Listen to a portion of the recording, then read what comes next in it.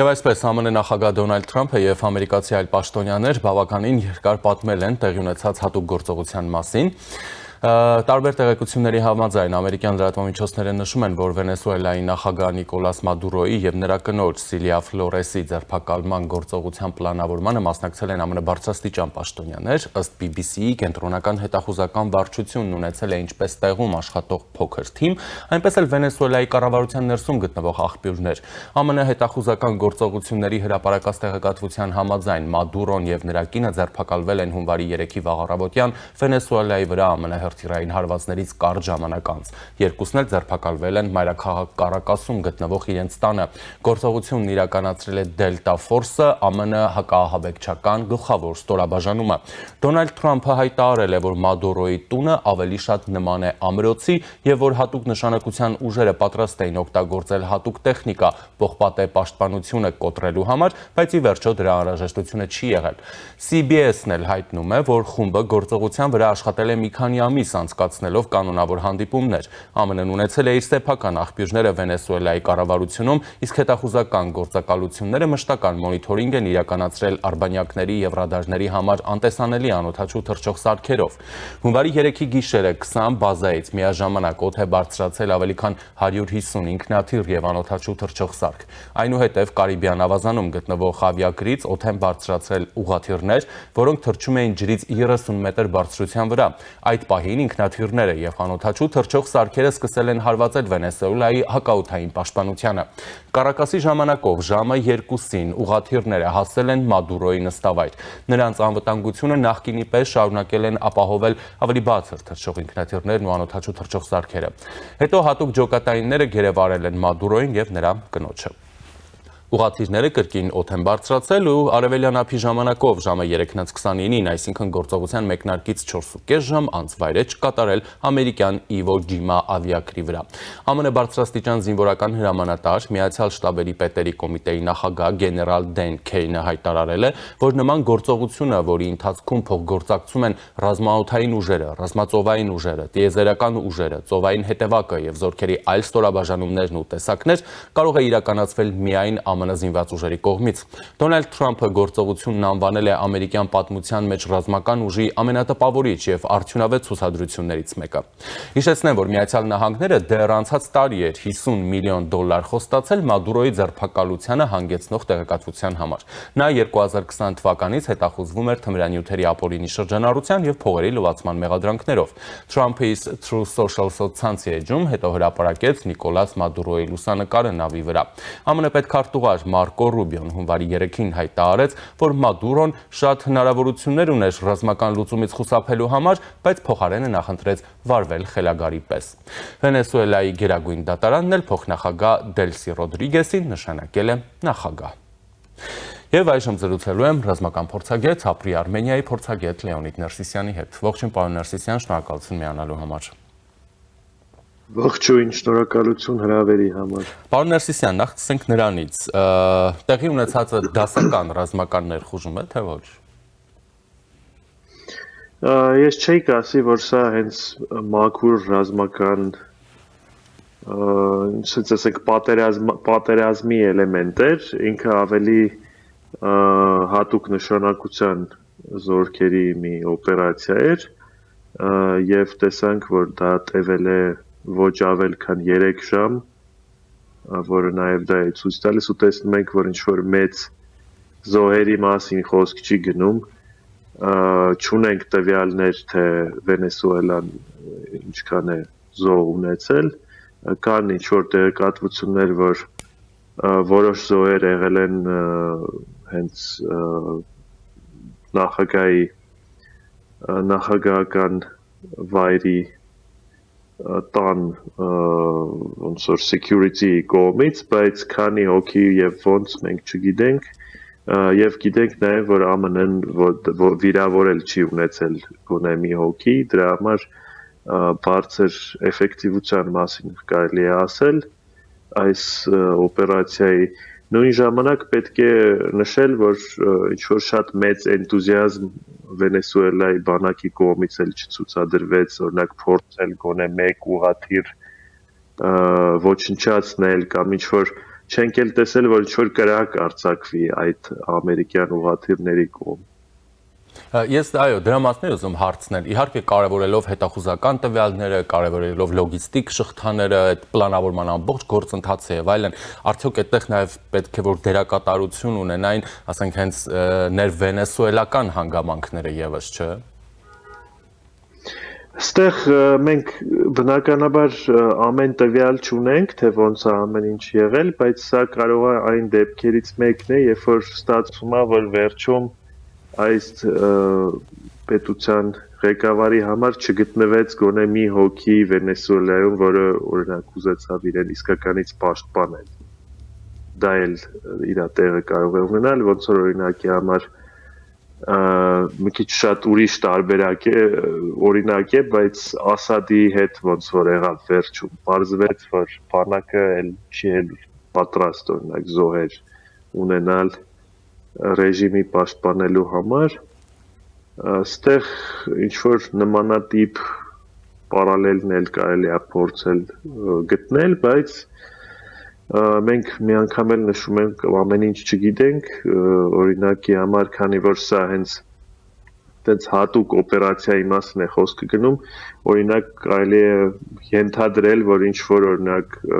պետական էլեմենտներին, բանակի էլեմենտներին նաև օրինակ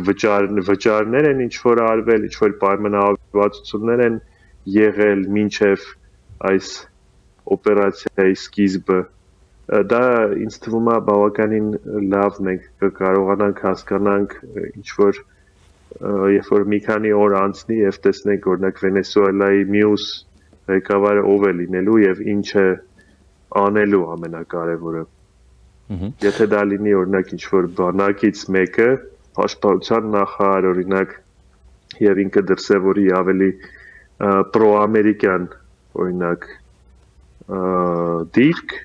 ինչ-որ բաց անպայման չի դա բաց պրոամերիկյան լինի, բայց ինչ-որ նորմալիզացիա եւ օրինակ նույն նավթի հետ կապված գործարքներ ԱՄՆ-ի հետ կարելի է օրինակ սկսել ենթադրել, որ այդ ամեն ինչը այդ պայմանավորվածությունը նաեւ մինչեւ այս օպերացիայի սկիզբն է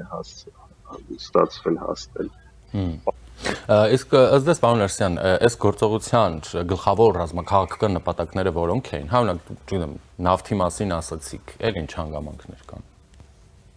Նավթի մասին ասացի, որովհետև դրա մասին հենց Թրամփը բաց խոսում էր, ոնց որ ես ինչքան հասկանում եմ ԱՄՆ-ի շահերից առաջիններից մեկը հենց նա է, որ աշխարհի ամենամեծ նավթի պաշարներով պետություններից մեկը համարյա թե հարևան է, բայց բավականին արդեն երկար տարիներ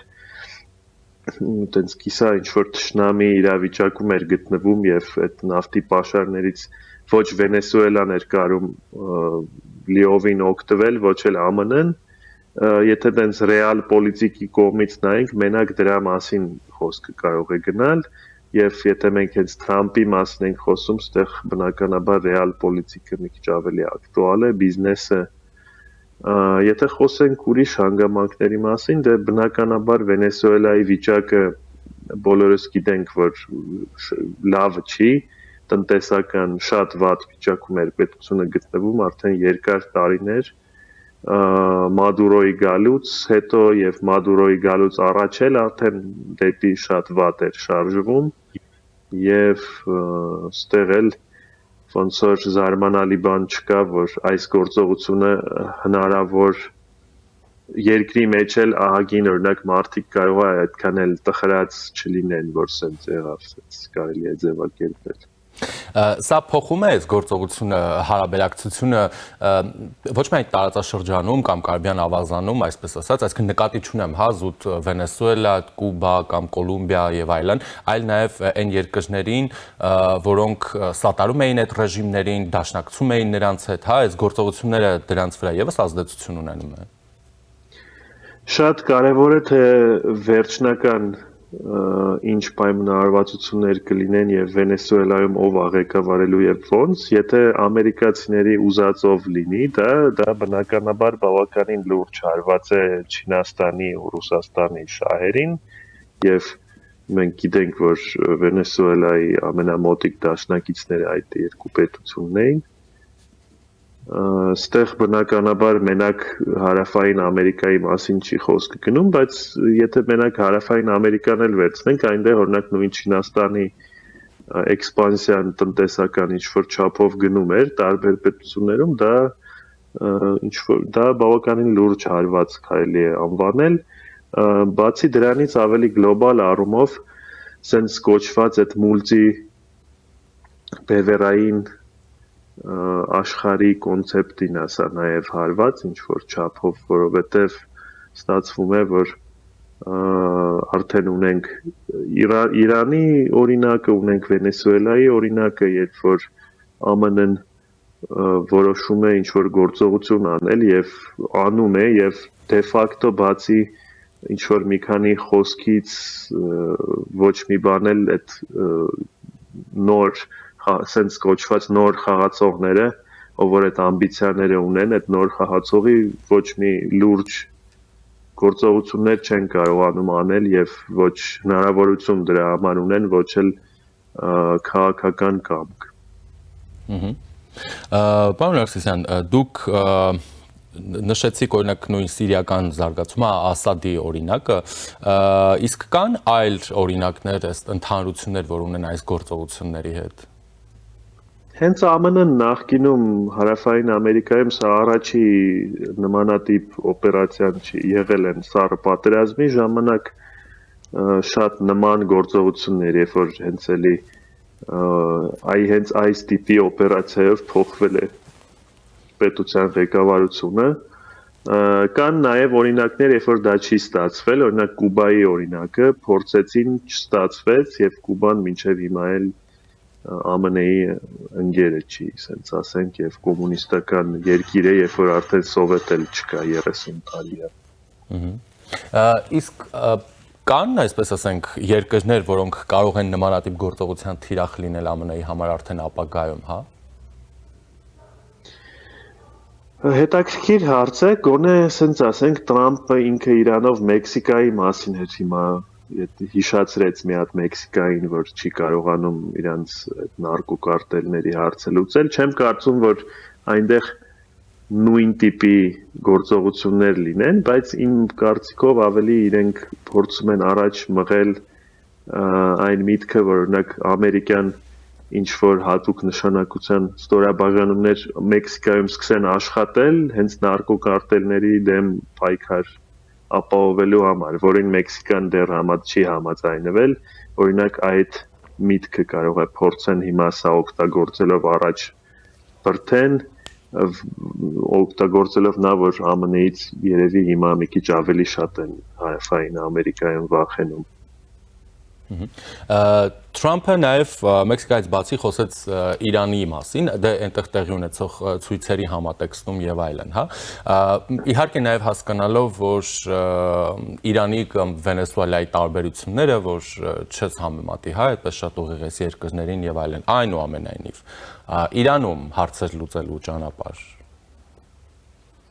Իրանում իրանք արդեն ավելի շատ Իսրայելը բնականաբար, բայց մի անգամ դա